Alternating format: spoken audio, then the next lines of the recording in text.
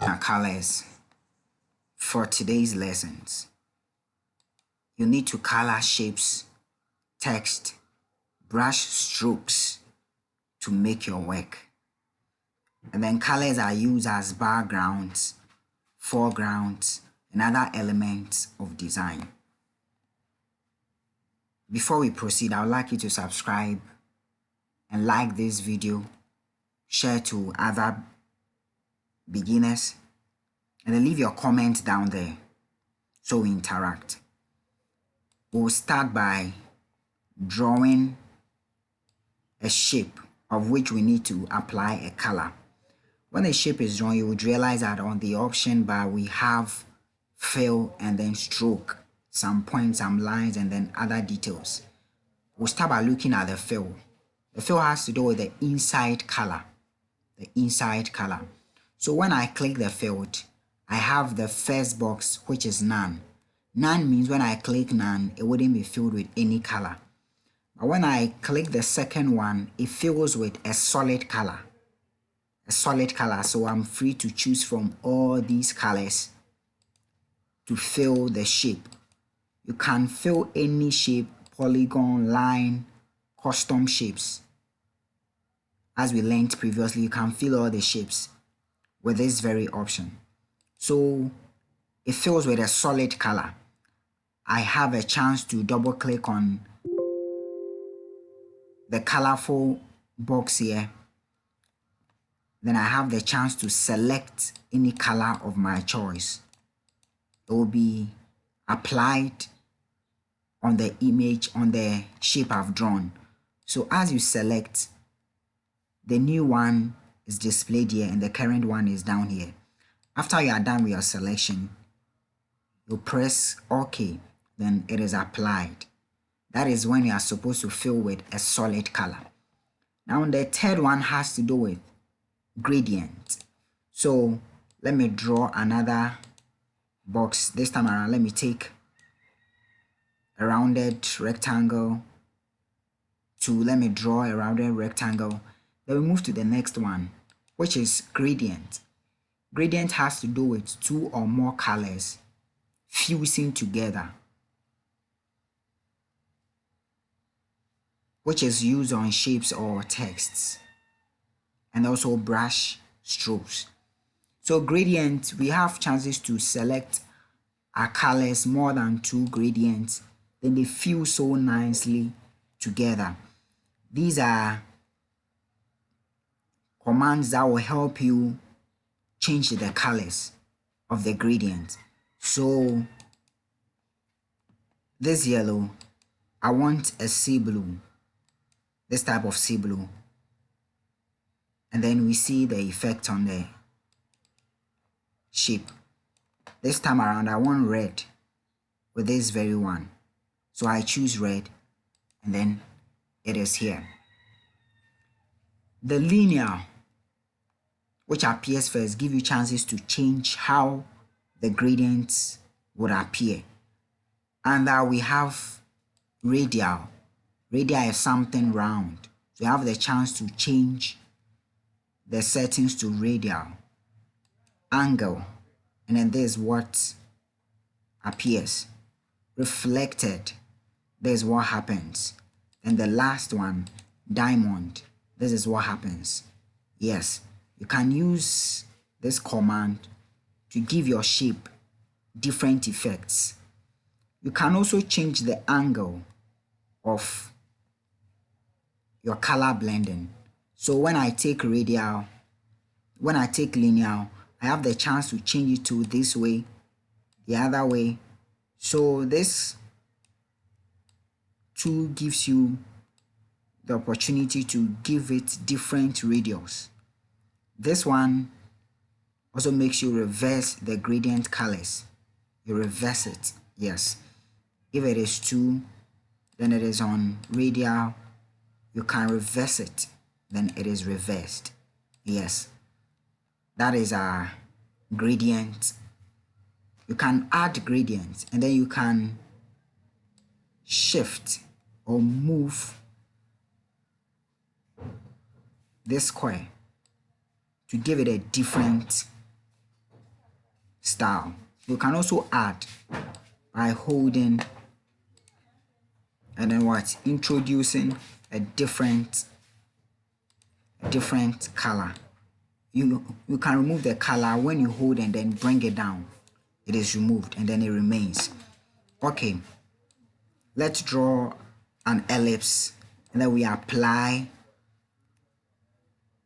the next option.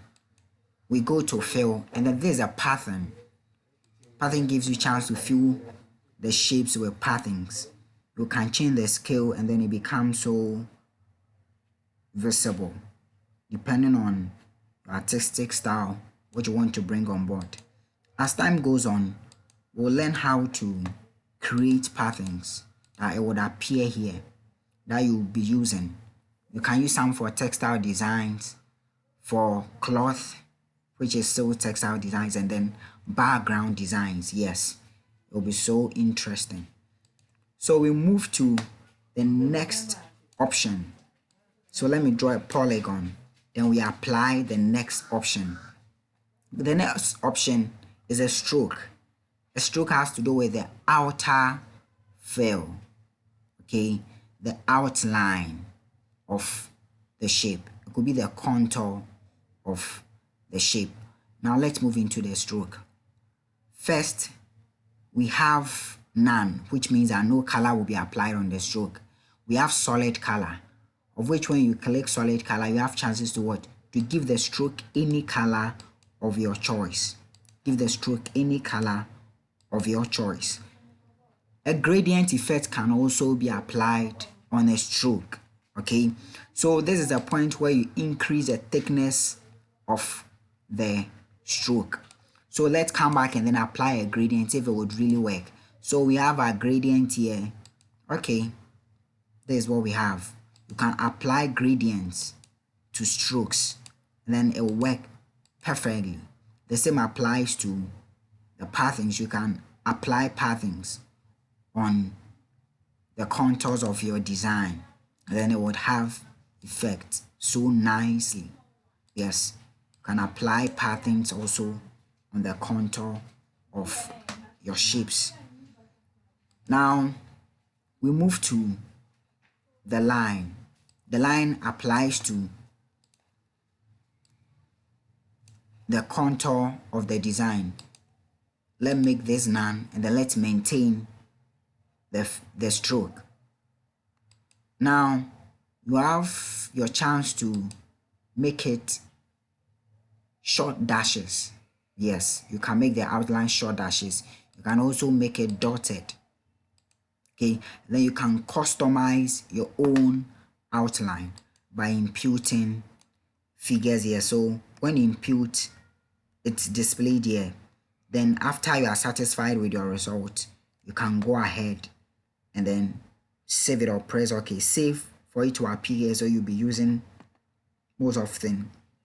You can change this size as well. Then after you are satisfied with your result, then you click OK. Then it appears.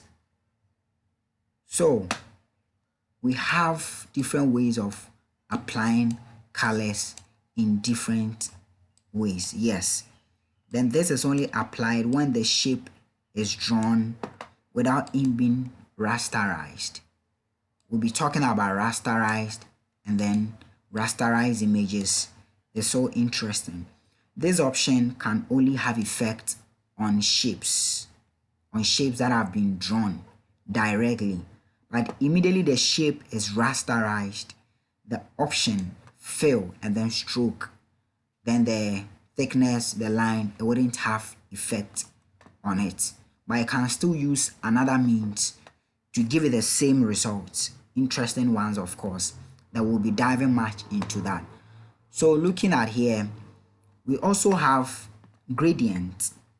With a gradient, you would realize that I placed a line at the back of this shape as well as this shape, but as it passed through this one, you can't see it, neither can you realize there is something under unless you cross check on the movement. But with this one, you could see that it is vanishing. Then it vanished to this point and then it appeared here. It is called transparency. You can use the fill, the gradient, to give your work transparency at one side. So let me draw my polygon. Let me make it star. Let me draw my star. Okay, now I have my star. I want to make it half transparent. Now I choose this preset. When I select it, it makes it transparent. Transparent means you can see any object at the back of it depending on the level of transparency, the level of opacity. You double click here, so you give it your own color. Give it your own color because it is not rigid. It is flexible that you can give it your own color. So you give it a color and then you go to go. You go to go. So any object it finds itself on top, it will still display the qualities of the object under it. Yes, depending on the level of opacity. Now, this is the layer. The layer displays whatever you do on the canvas. It gives it a new layer so you can manipulate it.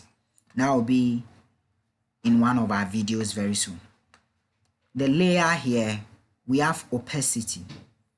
Opacity gives you the chance to make and edit the brightness, the level of transparency of your shape.